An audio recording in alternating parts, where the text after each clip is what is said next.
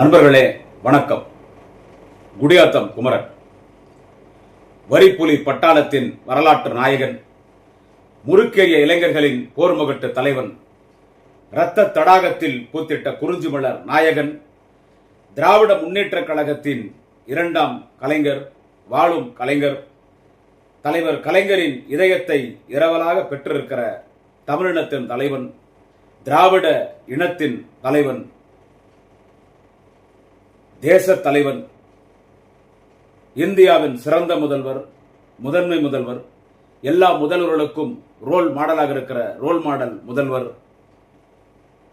தாய்க்குளத்தின் பாதுகாவலர், காவலர், இந்தியாவில் பெண்களுக்காக ஆட்சி நடத்துகிற ஒரே தலைவன், மக்கள் நேசிக்கிற முதல்வன், மக்கள் பூஜிக்கிற முதல்வன், மிக விரைவில் நடைபெற இருக்கிற 2026 பொதுத் தேர்தலில் மீண்டும் மக்களால் வாக்களிக்கப்பட்டு 200க்கும் மேற்பட்ட தொகுதிகளில் திராவிட முன்னேற்றக் கழகத்தின் கூட்டணி வெற்றி பெற்று இரண்டாவது முறை தமிழகத்தின் முதல்வராக பொறுப்பேற்கக்கூடிய எங்களின் அன்பு தலைவரின் குடும்பத் தலைவரின் குடும்ப தெய்வம் தலைவர் தளபதி மு.க. ஸ்டாலின் அவர்களுக்கு இன்று மார்ச் 1ஆம் தேதி பிறந்த நாள் விழா.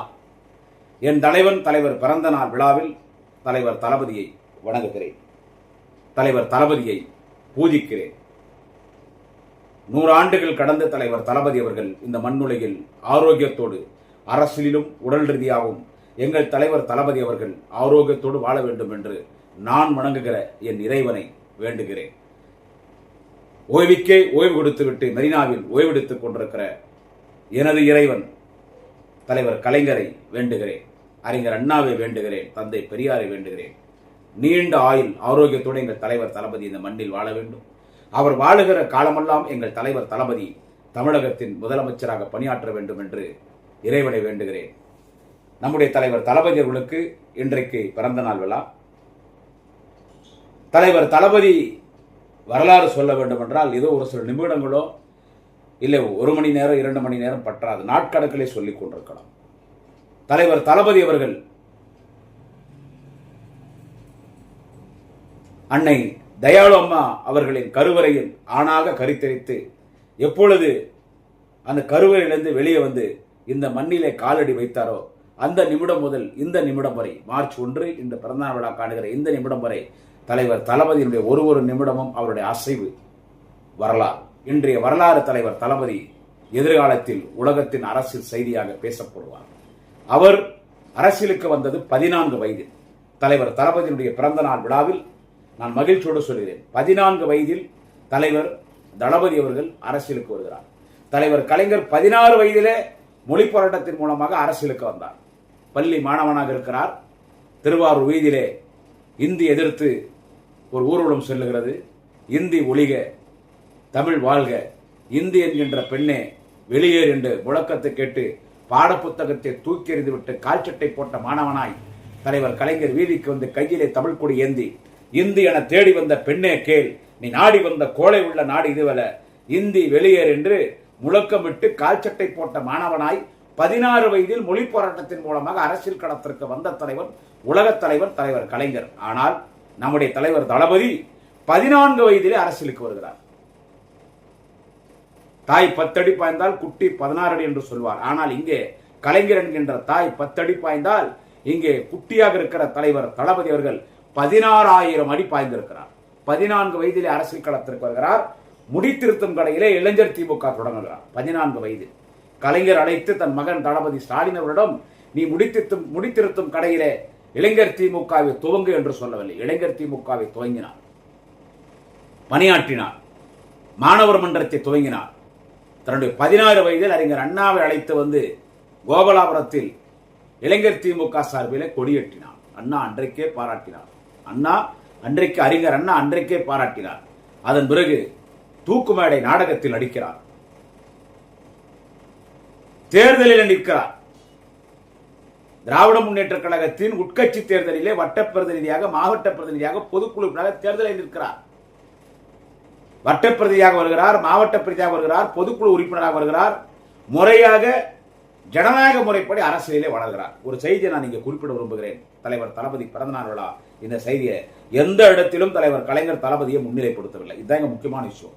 எந்த இடத்திலும் தலைவர் தளபதி அவர்கள் கலைஞரை முன்னிலைப்படுத்தவில்லை. எனக்கு அடுத்து என் மகன் வர வேண்டும், கழகத்தில் அவர் தலைவராக வர வேண்டும், எதிர்காலத்தில் முதலமைச்சராக வர வேண்டும் என்று சத்தியமாக சொல்கிறேன். கலைஞருக்கு அந்த எண்ணமும் இல்லை, அப்படி நினைத்ததும் இல்லை. ஆனால் வரவழைத்தார். கலைஞருக்கு அந்த எண்ணத்தை எப்படி வர வைத்தார் என்று கேட்டால் அவருடைய உழைப்பின் காரணத்தால். அதனால்தான் தலைவர் கலைஞர் சொன்னார், உழைப்பு உழைப்பு உழைப்பு என்று சொன்னால் அது தளபதி மு.க. ஸ்டாலின் என்று சொன்னார். அப்படி அவர் தூக்குமேடை நாடகத்தில் நடித்து பேச்சாளராக லாரிகளிலே சென்று கூட்டம் பேசியிருக்கிறார். கடுமையாக உழைக்கிறார். அதன் பிறகு ஜான்சி ராணி பூங்காவில் துவங்கப்பட்ட இளைஞரணி ஐவர் குழுவிலே ஒருவராக தளபதி வருகிறார். அதன் பிறகு இளைஞரணி செயலாளர். கலைஞர் கேட்டார், என் மகன் இளைஞரணி செயலாளரா, 4 பேர் தவறாக பேச மாட்டாரா என்று. அப்பொழுது இனமான பேராசிரியர் கட்சியின் மூத்த முன்னணி தலைவர்கள் எல்லாம் ஸ்டாலின் இளைஞரணி செயலாளராக வந்தால்தான் அந்த இளைஞரணி சிறப்பாக இருக்கும். லட்சக்கணக்கான இளைஞர்கள் ஸ்டாலின் அவர்களை பார்த்து, தளபதியை பார்த்து இளைஞரணி இணைவார், அவர்தான் இளைஞரணி செயலாளர் வர வேண்டும், இளைஞரணி செயலாளராக நியமித்து சிறப்பாக பணியாற்றினார். திருமணமாகி எங்களுடைய அன்னியார் துர்கா அவர்களை திருமணமாகி ஒரு சில மாதங்களில் 3 மாதம் தான், 3 மாதம் 4 மாதங்கள் அவ்வளவுதான், மிசாவிலே கைது செய்யப்பட்டு சென்னை மத்திய சிறையில் அடைக்கப்பட்டார். கொடுமை என்று சொன்னால் அவ்வளோ இவ்வளோ இல்லை. இன்னைக்கு தலைவர் தளபதியை பார்த்து கேலியும் கிண்டவும் பேசுகிற அந்த நாதாரிகளுக்கு சொல்லுகிறேன்.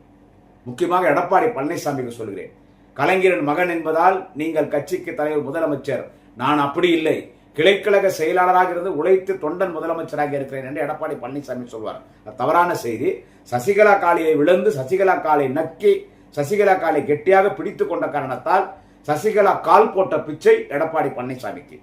நீங்கள்லாம் தளபதி ஈக்குவலைஸ் பண்ணி பேசக்கூடாது. ஆனால் தலைவர் தளபதி 52 ஆண்டு காலம் உழைக்கிறார். மிசால் அடைக்கப்பட்டு ஒரு குஷ்ரோகி தங்கியிருந்த அறை தலைவர் தளபதிக்கு தரப்படுகிறது. உள்ள போறாரு, அந்த குஷ்ரோகி இறந்துட்டான். அவன் நைட்டு இறந்துடுறான். காலையில் அந்த அறிய அவர் கொடுக்குறாங்க.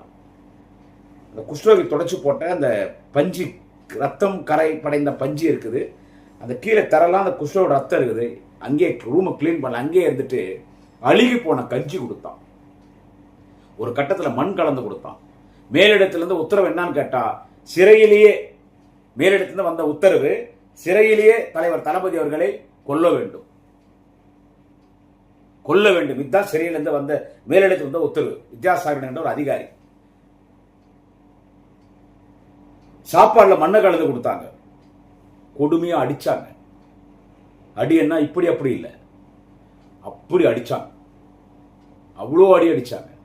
கலைஞருடைய மகன், நேற்று வரைக்கும் அவருடைய தந்தை முதலமைச்சருங்க கலைஞருடைய மகன் அடிக்கிறாங்க. அப்பதான் சிட்டி பாபு தளபதி மீது விழுந்து அந்த அடி அவர் வாங்கி இறந்தே போயிட்டார். எங்க அண்ணி தளபதியை பார்க்கறதுக்கு சிறைக்கு வராங்க. முழு மாத கர்ப்பிணியா இருக்காங்க. கருவறையில் எங்கள் நாளைய தமிழக மன்னன் உதயா இருக்கிறார். அதனால்தான் சொல்லுகிறோம், மாண்புமிகு அண்ணன் உதயநிதி ஸ்டாலின் அவர்களுடைய பிறப்பே ஒரு வரலாறு. அண்ணன் உதயநிதியுடைய பிறப்பே வரலாறு. தன்னுடைய அதாவது தன் கணவரை பார்ப்பதற்கு அண்ணி வராங்க. வணக்கத்துக்குரிய அண்ணி துர்கா அவர்கள் வருகிறாங்க. முழு மாத கர்ப்பிணி. அப்ப கலைஞர் ஒரு கடிதம் எழுதுறார், மகனே, நான் சிறையில் இருக்கும் பொழுது நீ உன் தாயின் கருவறையில் இருந்தாய். இன்றைக்கு நீ சிறையில் இருக்கும் பொழுது உனது மனைவியின் கருவறையிலே உன் மகன் இருக்கிறான். நமது குடும்பமே வரலாறடா. இந்த இனத்திற்காக உழைப்பதற்காக தான் நாம் இந்த மண்ணிலே அவதரித்திருக்கிறோம் என்று கலைஞர் கடிதம் எழுதினார். அவர் மிசாவிலிருந்து வெளியே வந்து இளைஞரணி வலிமைப்படுத்துகிறார். லட்சக்கணக்கான இளைஞர்கள் திராவிட முன்னேற்ற கழகத்தில் இணைந்தார்கள். நான் சொன்னால் செய்தி அவரை பற்றி பேசணும், நிறைய பேசணும். ரத்தன சுருக்கமாக தலைப்புச் செய்திகளாக சொல்கிறேன். அதன் பிறகு 89 முதல் சட்டமன்ற உறுப்பினராக வருகிறார். 1000 விளக்கு தொகுதியில். 96 1000 விளக்கு தொகுதி சட்டமன்ற உறுப்பினராக வருகிறார். சென்னை மாநகரத்தில் மக்களால் தேர்ந்தெடுக்கப்பட்ட முதல் மேயராக வருகிறார். தன்னுடைய 44வது வயதில் தலைவர் தளபதி சென்னை மாநகரத்தின் 44வது மேயராக வருகிறார். என் சிங்காரம் கெட்டாலும் பரவாயில்லை, சென்னை மாநகரத்தை சிங்கார சென்னையாக மாற்றாமல் விடமாட்டேன் என்று சபதம் எட்டினார். சென்னை மாநகரத்தை சிங்கார சென்னையாக மாற்றினார். சென்னை மாநகரத்தை மேம்பாடு நகரமாக மாற்றினார். சென்னை மாநகரத்தை பூங்கா நகரமாக மாற்றினார். சென்னை மாநகரத்தில் கார்ப்பரேஷன் பள்ளிகளை கூட கம்ப்யூட்டர் கல்வியை கொண்டு வந்தார்.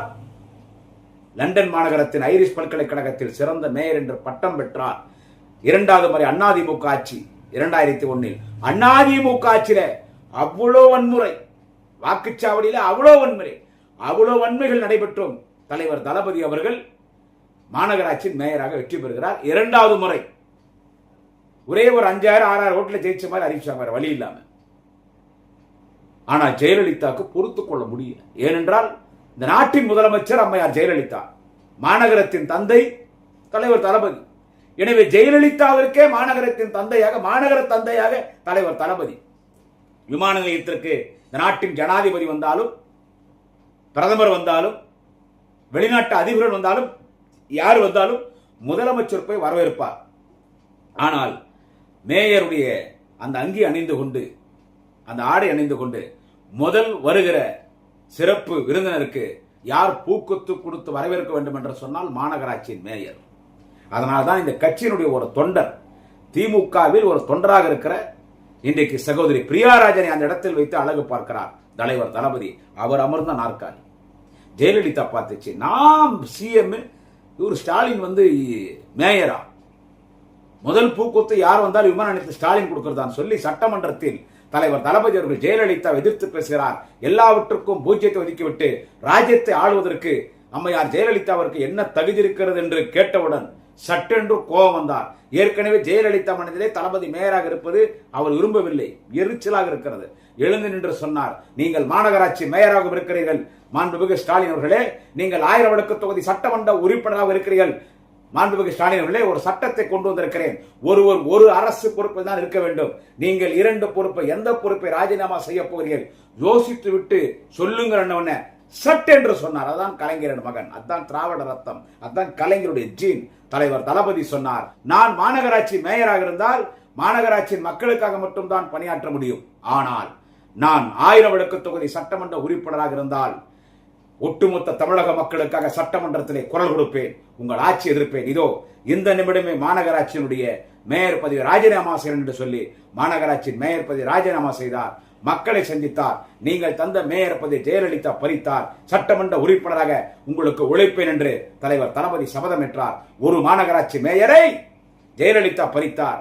ஆனால் மீண்டும் நாம் ஆட்சிக்கு வருகிறோம். மீண்டும் நாம் 2006 ஆட்சிக்கு வந்தவுடன் தலைவர் தளபதி அனைத்து மேயர்களுக்கும் உள்ளாட்சித்துறை அமைச்சராக வந்தார், நல்லாட்சி நடத்தினார், துணை முதலமைச்சராக வந்தார், கடுமையாக உழைத்தார். கலைஞர் அப்பொழுதுதான் சொன்னார், அப்போதான் கலைஞர் சொன்னார், அது வரைக்கும் சொன்னதில்லை. எனக்கு பிறகு கழகத்தையும் தமிழகத்தையும் தளபதி ஸ்டாலின் வழி நடத்துவார். அப்பதான் அவர் ஏத்துக்கினார் அவருடைய உழைப்பு. அது வரைக்கும் கலைஞர் சொல்ல, யாரையும் கூப்பிட்டு என் மகனுக்கு முக்கியத்துவம் கொடுக்கணும்னு கேட்கல.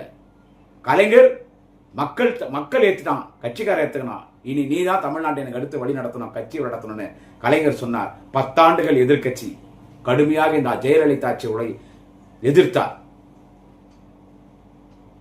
எடப்பாடி பழனிசாமி சொல்லவே தேவையில்லை, கொள்ளக்காரன், திருடி திருடி திருடி அந்த ஆட்சியை எதிர்த்தார்.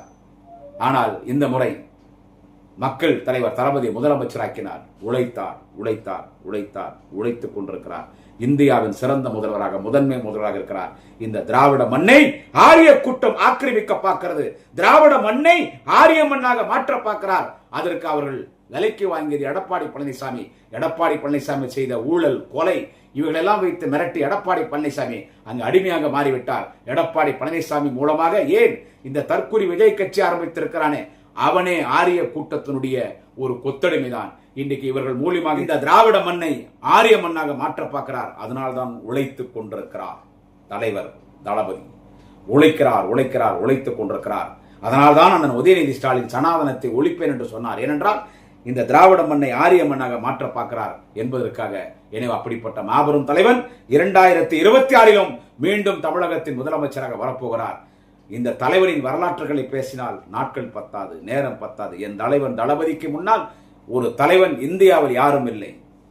சட்டமன்றமாக இருந்தாலும், பொதுக்கூட்டமாக இருந்தாலும், கருத்தரங்கமாக இருந்தாலும், மாநாடாக இருந்தாலும் என் தலைவர் தளபதி பேசுவது போல் எவன் பேசுவான்? மடந்திறந்த வெள்ளம் போல், குற்றால அருவி போல், வற்றாத ஜீவநதி போல், ஓயால் அலை போல் பேசக்கூடிய ஆற்றல் மிக்க பேச்சாளர், good administrator, good orator, good leader நம் தலைவர் தளபதிக்கு இன்றைக்கு பிறந்தநாள் விழா. தலைவா நீ 100 ஆண்டுகள் கடந்து வாழ வேண்டும். நீ வாழுகிற காலமெல்லாம் அரசியலிலும் உடல் ரீதியாக ஆரோக்கியமாக இருக்க வேண்டும். இந்த மண்ணின் முதலமைச்சராக நீதான் இருக்க வேண்டும். மக்கள் விரும்புகிறார். என் தலைவன் பிறந்த நாள் விழாவில் நேரில் சந்தித்து வாழ்த்து சொல்ல வாய்ப்பில்லை என்றாலும் நான் தொடர்ந்து 5 ஆண்டுகளாக சமூக வலைத்தளங்களில் பேசி வருகிறேன்.